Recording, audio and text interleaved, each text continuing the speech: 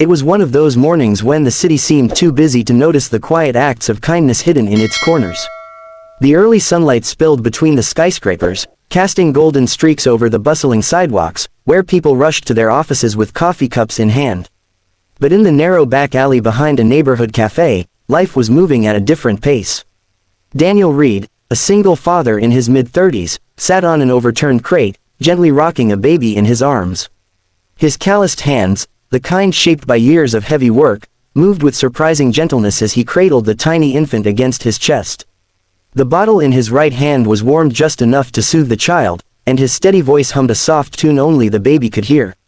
Daniel wasn't the baby's father. He had found her crying alone in the cafe just 20 minutes ago. The barista, panicked and unsure what to do, had turned to Daniel, the man who came in every morning to buy a simple black coffee and sit in the corner with his laptop, working remote jobs to keep the bills paid. He had no idea why she thought he would know what to do. But maybe it was the way he always greeted the staff, or the fact that he never seemed in a hurry. The baby's wails had pierced the usual hum of espresso machines, and Daniel, without a second thought, had taken her into his arms. Somehow, she had calmed almost instantly, and the barista had handed him a bottle from the diaper bag that had been left behind. What no one in that cafe knew was that Daniel had raised his own daughter, Emily, from the time she was 6 months old, alone, after losing his wife in a car accident. He knew the rhythm of a baby's breathing when they were about to drift off.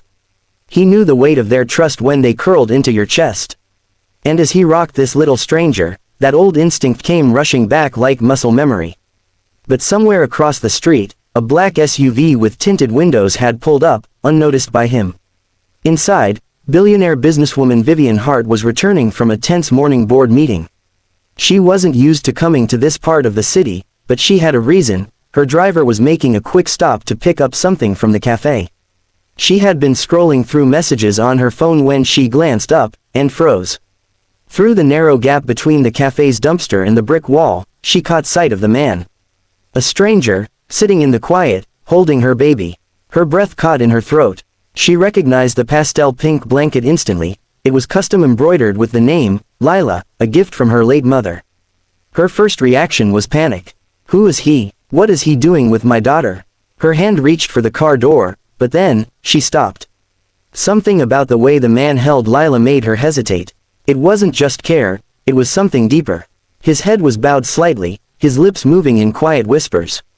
The baby's small fingers were curled around his thumb, her tiny chest rising and falling in perfect peace. Vivian had seen dozens of nannies feed Lila before, in perfectly staged settings. She had watched bodyguards carry her through crowded events. But she had never seen her daughter held quite like this, as if the world had slowed down just to keep her safe. Her throat tightened unexpectedly. This wasn't what she had come here for. She had been preparing to fire her nanny over another mistake. She had been expecting frustration, anger, maybe even a scene. But now, she found herself unable to move, her eyes locked on the man who didn't even know she was there. Inside Daniel's mind, the moment was simpler. The baby's tiny hiccups had faded, replaced by the soft sound of milk being swallowed. He remembered the countless nights he had stayed awake with Emily, the weight of responsibility pressing against exhaustion, the quiet victories when she would finally fall asleep in his arms. He didn't notice the approaching footsteps until the shadow fell over him. "Is that my daughter?" The voice was firm, but it trembled at the edges. Daniel looked up, startled, into the eyes of a woman who was clearly not just another cafe customer. She was immaculately dressed in a deep navy coat, her hair swept back in a style that looked effortless but had clearly taken time. Her gaze darted between him and the baby. He blinked, registering the question. "Your daughter?" He glanced at the pink blanket, then back at her. "I think she might be." She was crying inside, and no one knew where her mom was. Vivian's eyes softened slightly as she stepped closer. I was gone for 10 minutes. I thought her nanny was." She stopped, her voice catching. You fed her." Daniel nodded, a little defensive now. "She was hungry. I figured you wouldn't mind." For a moment, neither of them spoke. The city noise seemed to fade, replaced by the soft sound of Lila's breathing. Vivian took in the scene, the man's rough hands, the way he had one arm around the baby as if shielding her from the world, the bottle angled perfectly so she wouldn't swallow too much air. It struck her like a wave. This man cared for her child in a way that didn't come from duty or paycheck, but from something real. Her lips parted, but no words came. She only realized she was crying when she felt the warmth of a tear slide down her cheek. Daniel, noticing her expression, shifted uncomfortably. "She's all right now. I was just going to bring her inside." Vivian swallowed hard. "No, please, stay for a moment." He hesitated, unsure why a billionaire, because he recognized her now, from countless news articles, would want to stand in a back alley talking to a stranger holding her baby. But she did, and for reasons neither of them fully understood, that single moment would become the start of something far larger than either could have imagined. The air between them was oddly fragile, as if any sudden word or movement might shatter it. Daniel sat still, rocking Lila gently, his eyes dropping now and then to check her breathing.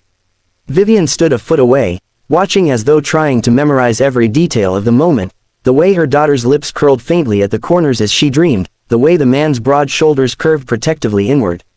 Vivian finally spoke, her voice low. "You're a father." Daniel looked up, surprised by the certainty in her tone. "I am." She tilted her head. "How old?" "Emily's 12 now, but I raised her from when she was a baby." His gaze softened at the memory, though there was a trace of pain there too. Vivian's own heart clenched. "Where's her mother?" His jaw tightened briefly. "She passed away when Emily was 6 months old. It's been just the two of us since."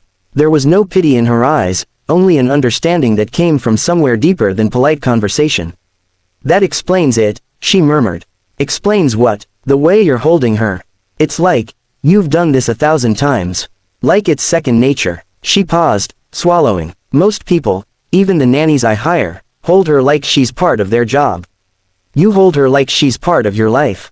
Daniel didn't quite know how to respond to that. He glanced down at Lila, her tiny fist still gripping his thumb as if refusing to let go. "When a baby's in your arms," he said slowly, "nothing else matters. Not the world, not your problems. Just them." Vivian's eyes stung again. She had all the wealth and power most people dreamed of, yet in this moment she felt utterly poor in the kind of closeness she had just witnessed. Her schedule was packed, her responsibilities endless. She told herself it was all for Lila's future, but somewhere along the way, she had become a visitor in her own daughter's early years. A gust of wind swept down the alley, and instinctively Daniel shifted the blanket to shield Lila's face. It was such a small, natural gesture, but it broke something inside Vivian. Her hand trembled as she reached out, not to take Lila, but to touch the edge of the blanket. "Thank you," she whispered. "You don't know what you've given me right now." Daniel's brows knit slightly. "I didn't give you anything. Just kept her fed and warm until you got here." But Vivian shook her head. "No, you gave me a picture I'll never forget." They eventually walked back into the cafe together. The barista's eyes widened at the sight of Vivian Hart herself stepping in with Daniel, the man everyone knew as the quiet regular. Wordless nods and hurried movements filled the room as people pretended not to stare. Vivian didn't rush to take Lila back. Instead, she stood beside Daniel, asking questions about Emily, about how he balanced work and fatherhood, about the small tricks he had learned for calming a child.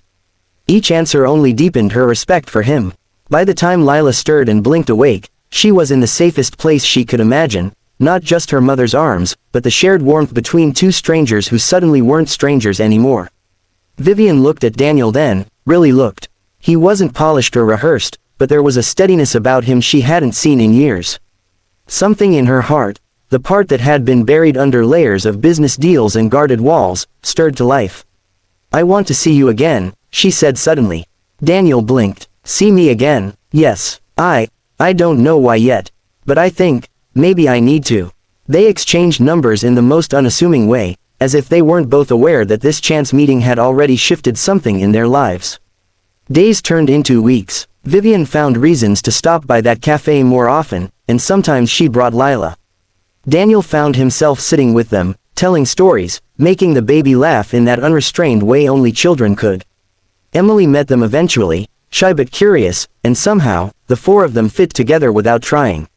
Vivian's life didn't magically slow down, but she started carving out spaces, little pockets of time, to simply be a mother.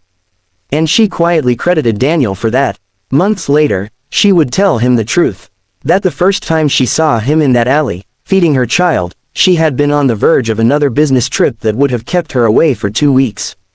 That seeing him had made her cancel it. That it had made her realize no empire was worth building if it meant missing the moments that mattered most.